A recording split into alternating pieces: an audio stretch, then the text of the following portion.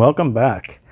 Today I wanted to finish up on a thought that we had last week, which was the TRN IM2 versus the ST1.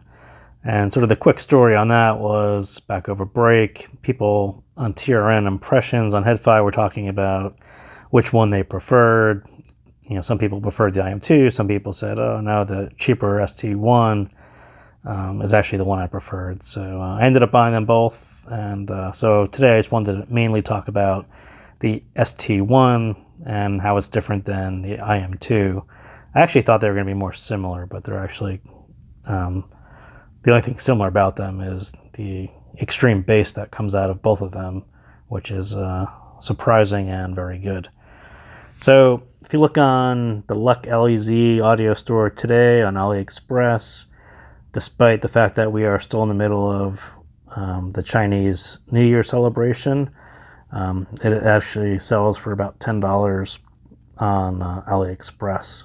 So this guy is about, IM2 is I think $18 and this guy is about $10. So not quite half as much, but kind of close.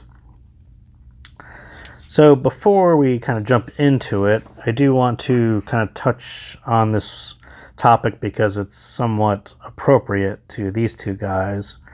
So Critical, back at the beginning of the year, posted this blog post saying that he was mass dumping all the average IMs into the ranking list. You know, there was sort of no value in holding the average IMs, which he kind of viewed as insignificant.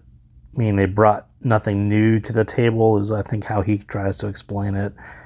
And some people had some ruffled feathers because you look at the list and he's like, well, he ranked, you know, the top of the ranking is this $3,200 unique medley, which he gave an A-.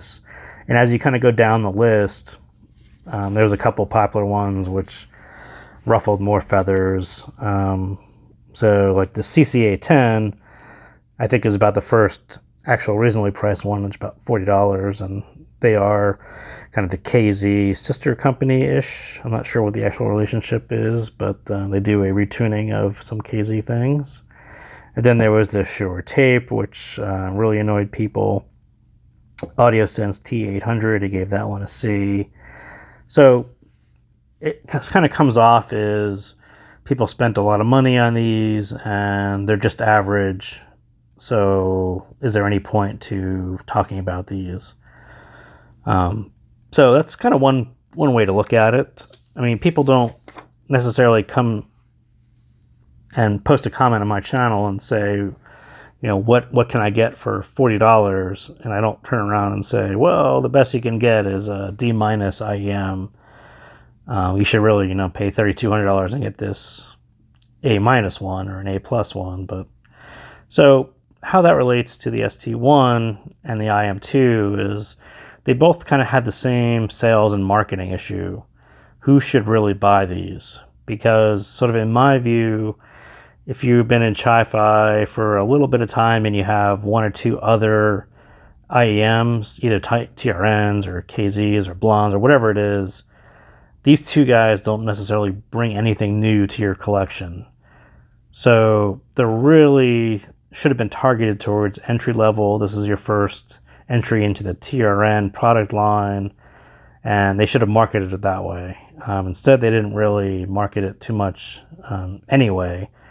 But from my view, and kind of what in line with what Critical kind of is getting at in his way, is that there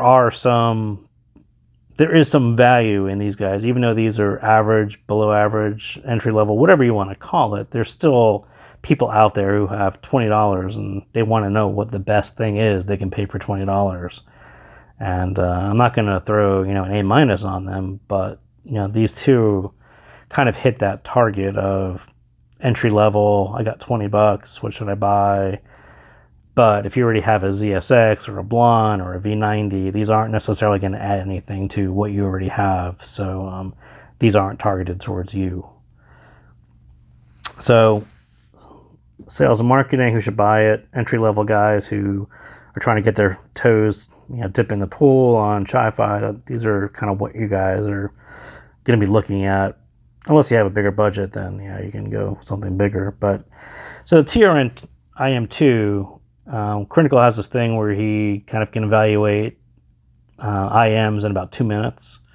So my 2 minutes with the IM2 was, this thing sounds a lot like a KZ ZSN with a different midsection.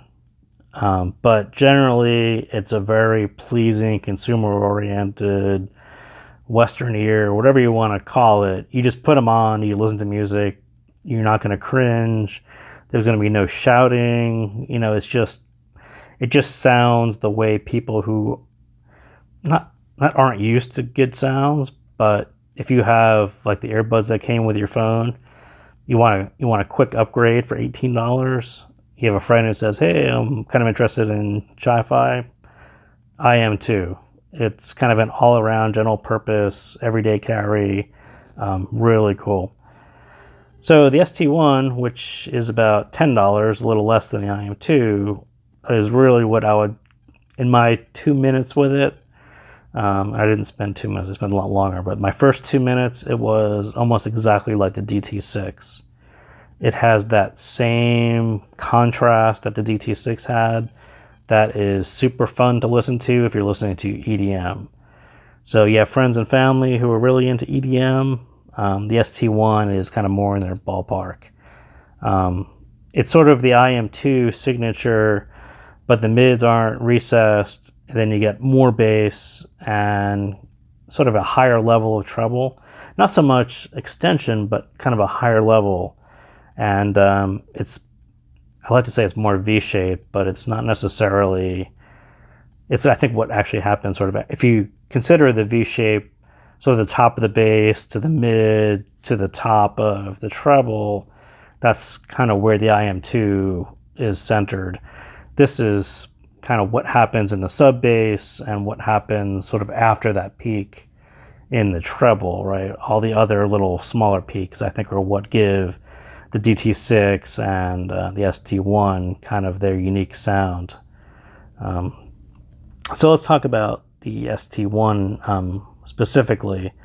So it's got a ton of bass, surprising amount of bass, and it's actually tangible. You put these on, and Urban Fun actually does the same exact thing. You'll actually feel some rumble kind of in the back of your skull ear area. It's pretty wild.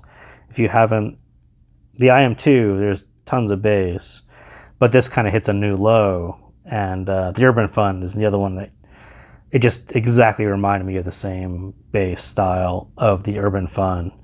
Lots of rumble, lots of sub bass, and I saw a graph, and I swear it didn't really look any different than, you wouldn't think that there was a ton of bass, but yeah, this one doesn't sound like the graph. Tons and tons of bass. So works perfectly well in EDM, other bass-driven genres of music, but that electronic bass is kind of where it's going to shine. So the mids and the vocals between the two, the IM2 is kind of a bit recessed, kind of not my favorite, kind of more V90 style. The ST1 definitely brought it a lot more forward.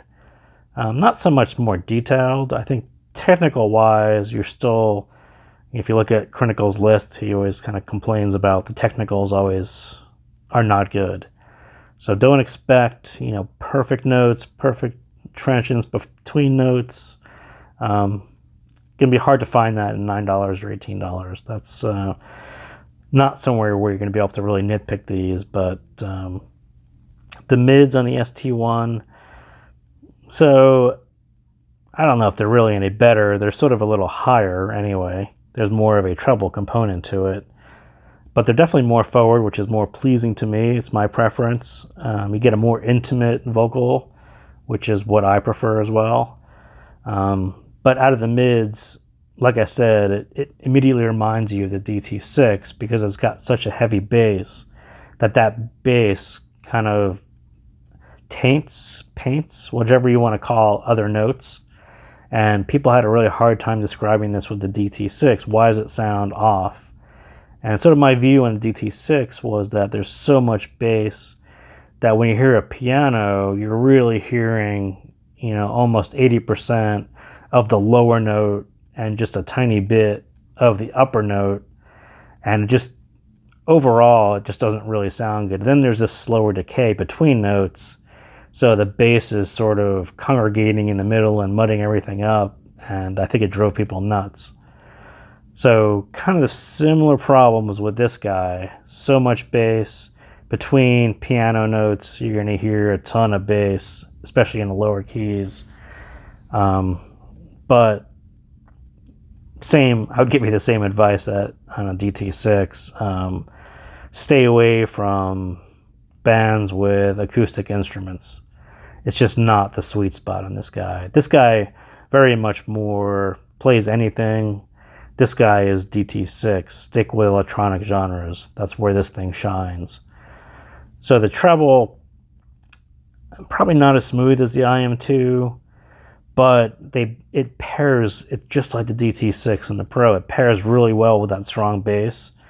So super low end, and then you get a really nice sharp contrast on the upper mids and the kind of lower treble for voices, female voices. That's sort of its kind of strong point. Female voices over strong bass. That's exactly where this thing shines, and that's what you should listen to if you really want to hear the best out of this. And that covers, you know, a pretty big part of EDM, and that's kind of why I call it out. It's really easy to find strong bass, female vocals, higher range keyboards, all those things that you find in EDM and dance music pair super smooth with the ST1. So I would call it kind of in between the DT6 and the Pro. So where the DT6 had kind of a bass, super bass, and then had a kind of a low treble which bothered people, and the naturalness was off on the DT6. Actually, it has the DT6. So this is the DT6. It's actually super cool. Kind of hard to compare the two side by side, but this guy is smaller than it appears. Next to the DT6 is really small, but the ST1 is small as well. It's got a super nice shell. But so DT6 is kind of historically known for its problems. The DT6 Pro fixed a lot of those problems, and they sort of did that by reining in the bass a bit, up the treble a little bit. It sounds a whole lot more natural tuning-wise than the DT6 does, so that fixed it for everyone else. And this guy is sort of in between the two. There's still some problems. Some of the notes are still not as natural as they should be, but not as bad as the DT6, but probably not as good as the DT6 Pro. So again, you're talking about $9 versus the Pro, which is maybe $23-ish. So that's that. So soundstage, the IM2 and the ST1 are really similar. You kind of get that wide-ish, it's kind of average width, where there's plenty of room in the middle for vocals and instruments that come out in the middle, and then you'll get a lot of instruments pushed off to the side, a little bit beyond your ears. So there's just nice space. Not super wide, not crazy deep at all, but a little height to it. That's kind of one thing that you'll notice immediately. Actually, both of them is that there will be height to the sound. So not really depth at all, but just kind of width and height. So I think that both of them are pretty similar in that. So my complaint with the IM2 was the decay was too fast. So you end up missing some of the reverberations. This guy will be the opposite. He's a bit too slow, and you'll get a little bit too much. So again, electronic bass, you know, you'll notice it. You'll almost never notice it because there's just a lot of bass going on. But whereas if you were listening to something more acoustic bass and you were listening for, you know, bass note to bass note, what happens in the middle, not as good. So stick to electronics. So the one song I will throw out today, usually I talk about more tracks, but the one that kind of stuck with me on this one, and it's still kind of stuck in my head, Billie Eilish's Everything I Wanted. And it's exactly what I talked about. It's her voice, which is sort of upper mid, she's got some real female upper level voice. It's probably the weird filter she's using, but that pairs super nice like with that bass line, that thump that you hear in that song. I don't know what it was, like 20 seconds in when that thing starts just thumping. And that's a song that, you know, you walk away from your car and you can just hear the thump. This thing will thump and you get her voice at that pleasing, sharp, very distinctive contrast to all that thump.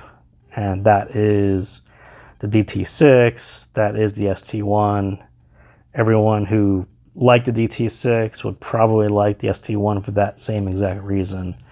And so that was my pick on that one. So that's about it. Thank you for watching, and I will see you next time.